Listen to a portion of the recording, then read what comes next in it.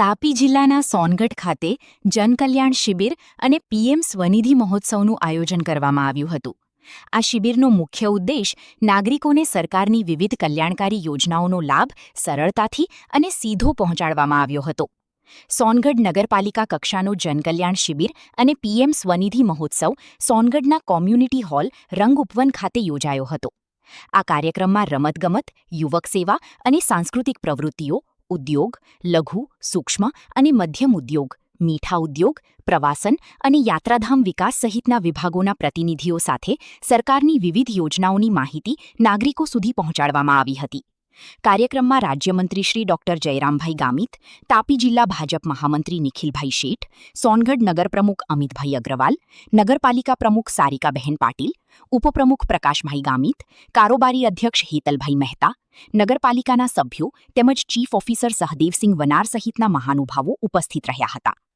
જનકલ્યાણ શિબિર અંતર્ગત નાગરિકોને આધાર કાર્ડ, રેશન. આજે તાપી જિલ્લાના સોનગઢ નગરપાલિકામાં નરેન્દ્રભાઈ મોદી સાહેબને દેશના વડાપ્રધાન બન્યા 12 વર્ષ પૂર્ણ થયા અને સમગ્ર દેશમાં અત્યાર સુધી સૌથી વધારે લાંબો સમય વડાપ્રધાન તરીકે સેવા આપવાનો જ્યારે એમને યશ જાય છે ત્યારે આ નિમિત્તે સમગ્ર દેશમાં સરકારે જે કાર્યક્રમો આપ્યા છે એમાં ખાસ કરીને વિશ્વાસ, જનકલ્યાણ અને વિકાસ એ સંદર્ભે આજે અમારા નગરપાલિકામાં જનકલ્યાણ શિબિરનું આયોજન કરવામાં આવ્યું.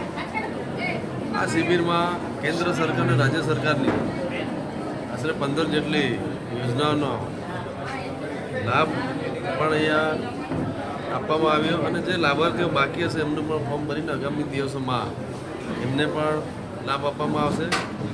અને આ જે નરેન્દ્રભાઈ મોદી સાહેબ જ્યારથી વડાપ્રધાન બન્યા ત્યારથી એમણે ઐતિહાસિક નિર્ણયો લઈને દેશના તમામ નાગરિકોને લાભ મળે અને ખાસ કરીને મહિલાઓ, યુવાનો, ખેડૂતો અને ગરીબો માટે અનેક યોજનાઓ બનાવી છે. આ યોજનાઓ થકી સમગ્ર દેશમાં લાભાર્થીઓનો લાભ પણ મળે છે, દેશનો પણ વિકાસ થાય છે, વ્યક્તિગત પણ વિકાસ થાય છે.